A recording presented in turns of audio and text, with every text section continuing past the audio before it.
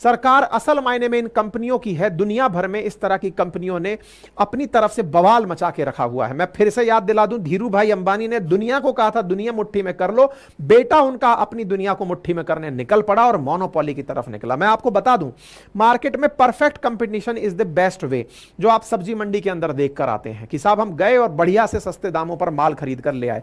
लेकिन मोनोपोलिस्टिक जो कंपटीशन है, इसमें आपको जो वो सामने वाला बोलेगा वो देना पड़ेगा। और हमारे देश में ये बहुत बड़ी बदकिस्मती है कि 140 करोड़ की आबादी वाले देश में देश के सभी संसाधनों पर कुछ ही कॉन्ग्लोमरेट्स का कब्जा है, जिनमें से अंबानी एक है। और अंबानी के पास में इस तरह से जियो का जो कंट्रोल है वो ना केवल, और ये व्यवस्था होनी चाहिए कि जो एक सर्विस उपलब्ध करा रहा है वो दूसरी सर्विस में एंट्री ना करे, क्योंकि इसके पास में एक बार जनता का डेटा आ गया, इसके पास में इंटरनेट की हैबिट आ गई, अब ये लोगों को अलग अलग तरह की सुविधाएं देने की बात कर रहा है। जियो व्हाट्सएप से समझौता कर लिया है, व्हाट्सएप के थ्रू अपने पास में पैसा लगा लिया है, मार्क जकरबर्ग से पैसा ले लिया है।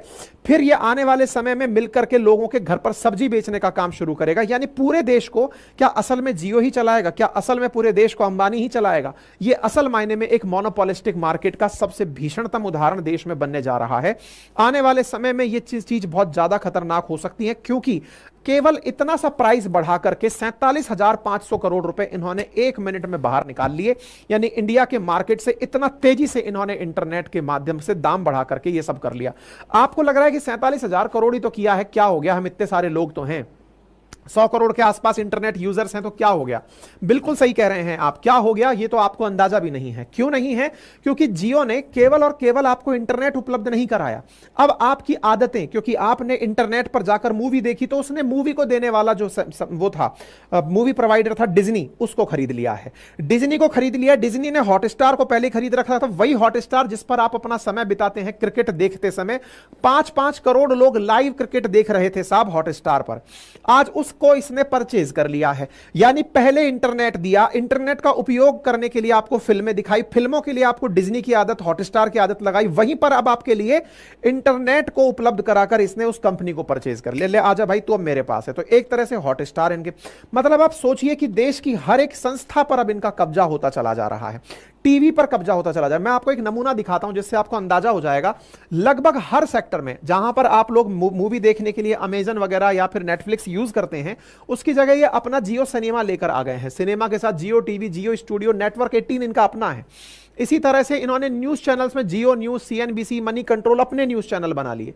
जैसे आप लोग व्हाट्सएप वगैरह पर इन्वॉल्व हैं, जियो चैट, जियो स्विच, जियो 4G सर्विस इनका है। गानों के लिए आप स्पॉटिफाई सुनते हैं, जियो सावन इन्होंने अपना खरीद लिया है। इसी प्रकार जियो जीएसटी, जियो फाइबर, जियो क्लाउड, ये सब एम्बाइब करके इन्होंने पूरी तरह से एजुकेशन सेक्टर चल हो चाहे हेल्थ सेक्टर हो, सब तरफ से इन्होंने अपना ही मार्केट बना दिया। और आने वाले समय में तो ये जो बिग बास्केट, अमेजन, फ्लिपकार्ट है, इसको टक्कर देने के लिए जियो मार्ट तक ये लोग ले आए। आप सोचकर देखिए कि फाइनेंशियल ईयर के अंदर इनका जो कंसोलिडेटेड रेवेन्यू है वो 23.6% बढ़ा। 2022-23 में 9,74,864 करोड़ रुपए का रेवेन्यू इन्हें इंक्रीज किया है। भाई हम सब लोग इनके लिए अपनी एक आवश्यकता बन चुके हैं कि हमको तो जियो की जरूरत है, और जियो की जरूरत है तो ये हम लोगों के ऊपर जैसा चाहेंगे वैसा प्रयोग करेंगे। यही तो आप देखिए कि अब ये अपनी जियो फाइनेंशियल सर्विसेज लेकर आ रहे हैं। जियो फाइनेंशियल सर्विस आते ही देश की टॉप 5 में पहुंच जाती है। क्यों? क्योंकि इनके पास डेटा है, डेटा है आपका भी हमारा भी। आपके मोबाइल में ऑटोमेटिक फ्लैश कर जाएगा कि जियो आ गया है, आप उसके थ्रू इंटरनेट का यूज कर रहे हैं। जियो फाइनेंशियल सर्विसेज के शेयर 350 रुपए से ऊपर चल रहे हैं।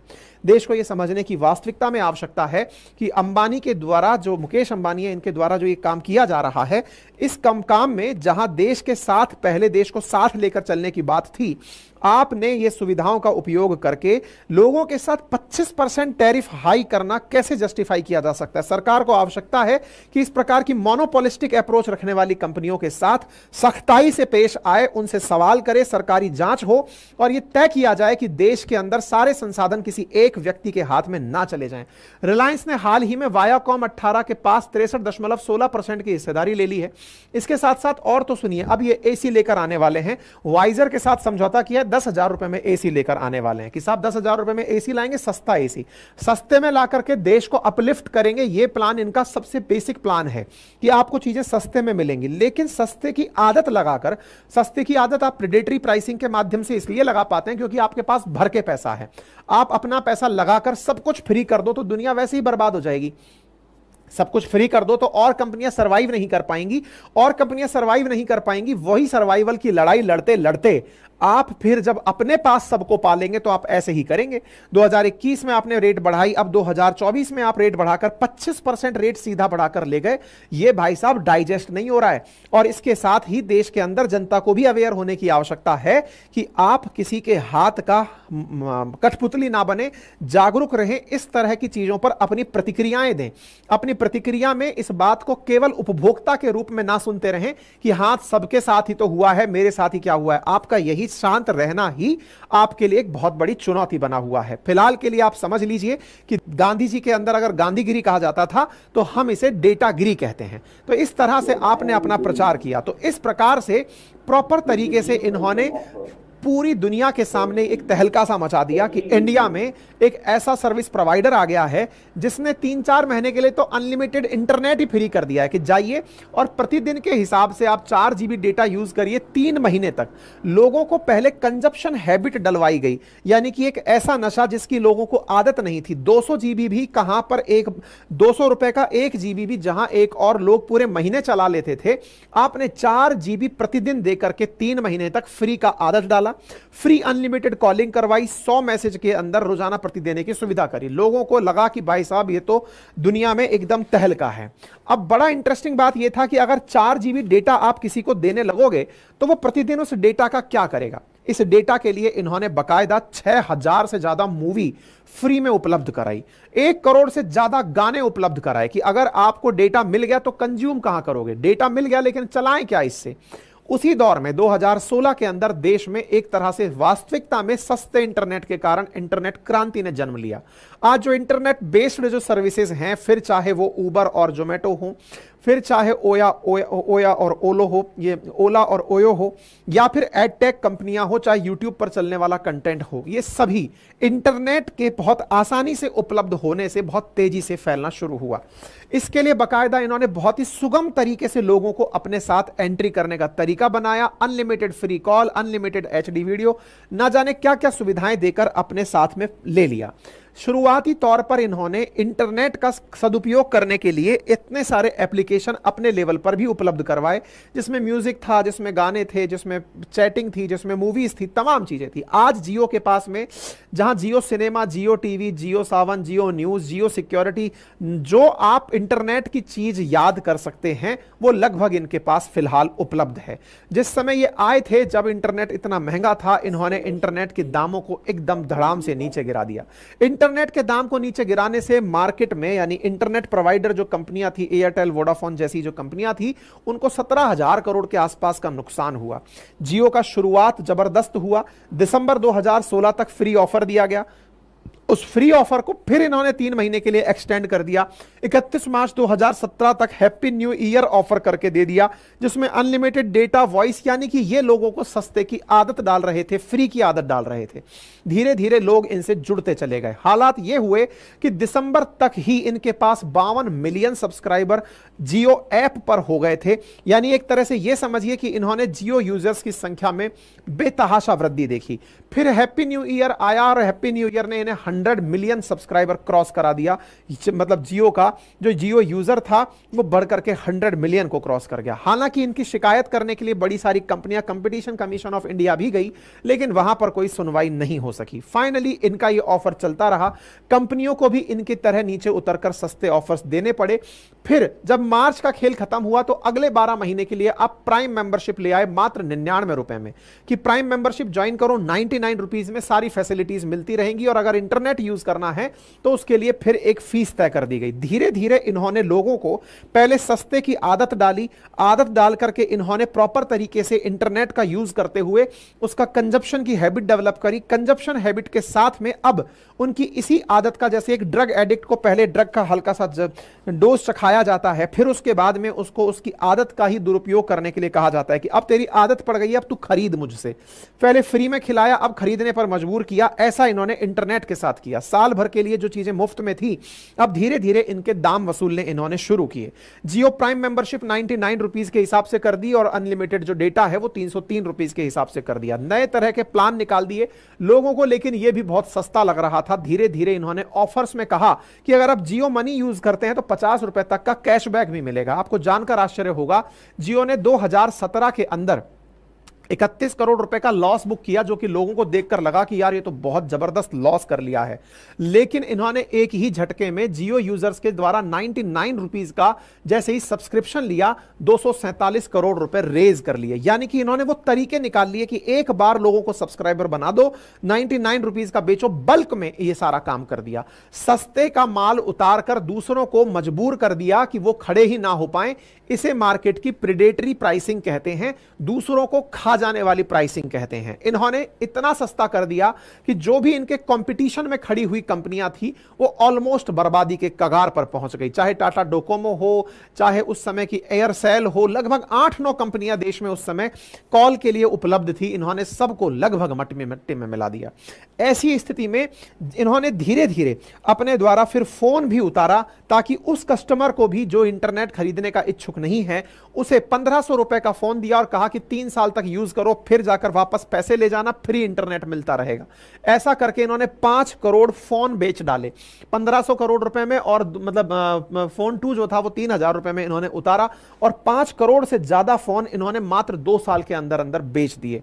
धीरे धीरे समय बीतता गया, मार्च आता है और मार्च 31 को जब इनकी जियो मेंबरशिप खत्म होती है, और उसके बाद इन्होंने अपने मेंबर्स को फिर से एक प्राइस का डोज दे दिया और कहा कि अगर आपको 2 GB डेटा चाहिए तो 98 रुपए में मिल जाएगा। यानी कि अब आपकी आदत को पकड़ा जा रहा था कि आपको पहले सस्ते की आदत, फ्री की आदत डाली, अब सस्ते की आदत डाल रहे हैं, अब आपकी प्राइसेस को बढ़ाते जा रहे हैं। धीरे धीरे इन्होंने प्राइसेस बढ़ाना शुरू किया। प्राइसेस बढ़ाते बढ़ाते इंटरनेट को घरों तक तार से पहुंचाना, जिसे जियो गीगा फाइबर कहते हैं, उसकी शुरुआत की। इंटरनेट को जियो गीगा फाइबर के माध्यम से घर तक पहुंचाया, और धीरे धीरे इन्होंने अपने द्वारा सारे वो काम गिनाने शुरू किए कि हम जब आए तो हमने देखो 200 रुपए का डेटा 5 रुपए में उपलब्ध करा दिया। लोगों को ये 5 रुपए भी कम लगने लगा।